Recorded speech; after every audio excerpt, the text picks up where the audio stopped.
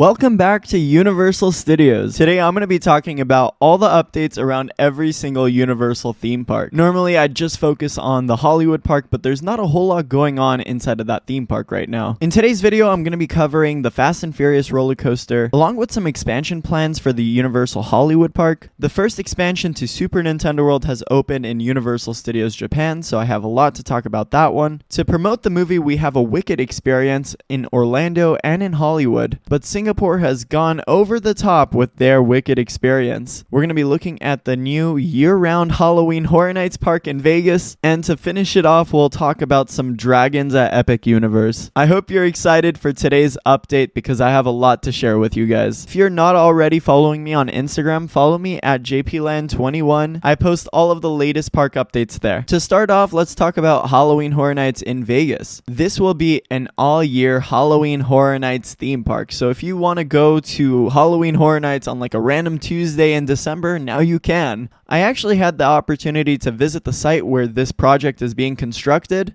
and this will act as one of Area 15's major expansions. Area 15 is home to many different tourist attractions. You might know it as the Omega Mall. It's all over TikTok, but they are collaborating with Universal Halloween Horror Nights to create this incredible experience. Horror Nights in Vegas is set to open sometime in 2025. I believe this date is reasonable considering how much progress there has been since the last time I went. The last time I visited Vegas, this entire project was just dirt, but now we have the entire structure. There isn't any theming on the structure quite yet, but the main thing has taken shape. On the exterior, we're still missing a lot of theming, windows, and a parking lot. If you haven't been following up with me on Instagram, I've been talking a lot about the Vegas project. Universal has dropped a lot of concept art for us to review. They announced that in addition to haunted houses, Horror Nights Vegas will also have horror-themed bars and many different live entertainment options. I'm most excited for this Jack the Clown-themed restaurant and bar. It looks like they're going to have live characters walking around the bar and maybe even some circus acts above you. But they've also announced the intellectual properties for the haunted houses that are going to be featured. To start, we have Scarecrow the Reaping, which is a haunted house that has been featured at both coasts in Hollywood and Orlando. This was rated one of the scariest haunted houses by far. Instead of cloning this haunted house and considering it's a permanent attraction, I hope they add a lot more to the story of each haunted house that is returning. Next up, we have The Exorcist Believer, which is a sequel to the original Exorcist film. The Texas Chainsaw Massacre makes a return, but this time as a permanent haunted house. And finally, what would be a Universal horror theme park without the Universal Monsters? So it looks like we're getting a Universal Monsters haunted house, but I think this one will feature every single Universal monster there is.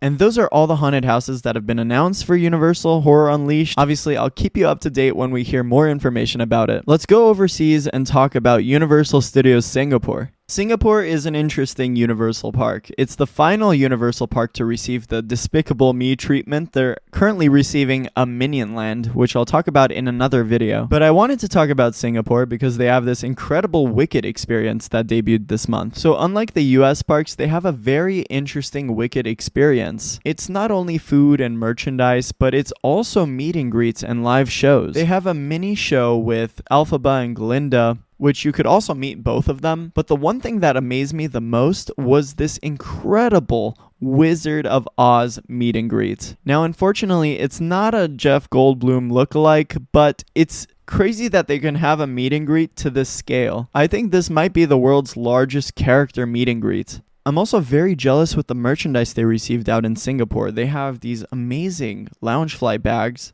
but also a lot of pieces of merchandise that you can't find here in the US.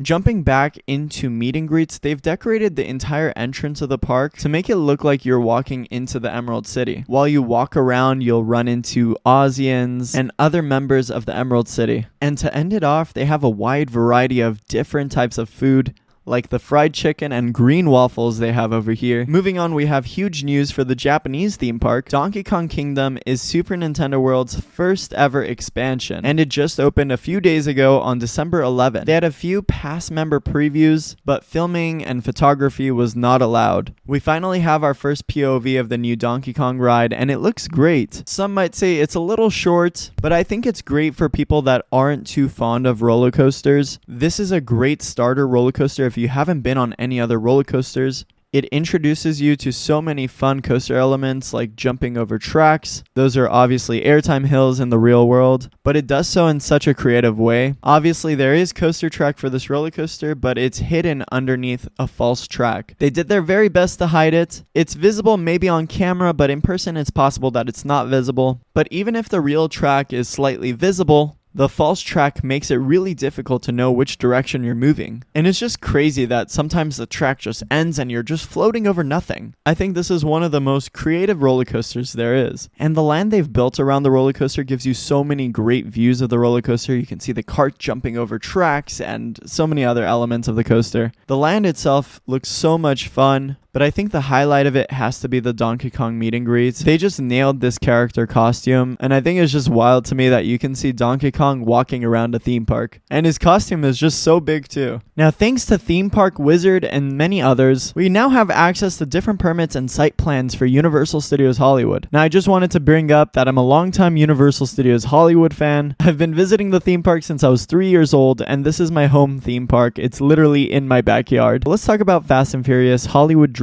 This is such an exciting roller coaster because it's the theme park's first ever real roller coaster. It's fair to count Revenge of the Mummy the ride along with Flight of the Hippogriff, but I would consider this Universal's first intense roller coaster. This is a next level breaking project for Universal Studios, and I think they're very proud of what they have in their hands right now. This roller coaster is manufactured by Intamin. This is the same manufacturer that created incredible rides like the Incredicoaster, along with King Ka. The state-of-the-art ride system is being uniquely designed to immerse guests within the high-speed Fast and Furious universe. The highlights will include groundbreaking 360-degree rotation of the individual ride vehicles as they rocket around an elaborate track. These will all be constructed between sound reduction technology, so that way noise doesn't leak out into the residential neighborhoods along with the studios. Since the last time we were at the theme park, they've installed a few more of the stage supports. This will be for the incredible dive coaster element towards the end of the ride before you hit the final brake run. Further down into the project, we could see that they've installed some coaster footers for 2 launch sections. One launch sending you into a crazy coaster element, and the second launch sending you back up the hill to continue the course of the track. I've never shared this on the channel, but I have some blueprints to share with you guys. This will be the final section of the queue, which is housed indoors for Hollywood Drift. Looking closely on these blueprints, we have the ride vehicle test seat. We also have 2-sided lockers, which is similar to what Velocicoaster uses out in Florida. We also have some metal detectors to ensure that guests aren't bringing their phones or any metallic devices onto the ride. This ride has a lot of sections where it flies over guests, so obviously they don't want guests to get hit by any metal objects. So that's the reason why they have lockers and metal detectors. To improve operations, the ride comes with a double load station. And finally, this piece of blueprints shows the outdoor queue, along with a launch tunnel that runs underneath the queue. Those are all the Hollywood Drift updates I have for you today. Alright, now jumping over to the opposite coast, let's talk a little bit about Epic Universe. One of the lands featured in this incredible theme park is the Isle of Berk. This is inspired by DreamWorks' How to Train Your Dragon. The best part about this land is not the roller coaster, not the live entertainment, not all the kiddie coasters, but it's the fact that they have real dragons flying over you while you walk around the land. I have no idea how often this is gonna happen, but if you look at this footage here, we have real dragons flying over the How to Train Your Dragon section of Epic Universe. This is just a dream come true for all How to Train Your Dragon fans. Like, this is just gnarly to see in person.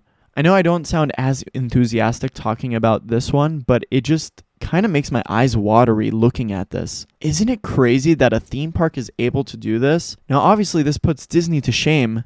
Disney had so many missed opportunities. They could have had TIE fighters and different Star Wars aircraft flying over you while walking around Galaxy's Edge. They did experiment with this a little bit, but it was only for one event. And then from that point on, it was never to be seen. But Universal is taking the cake with this one. I'm sorry, Disney.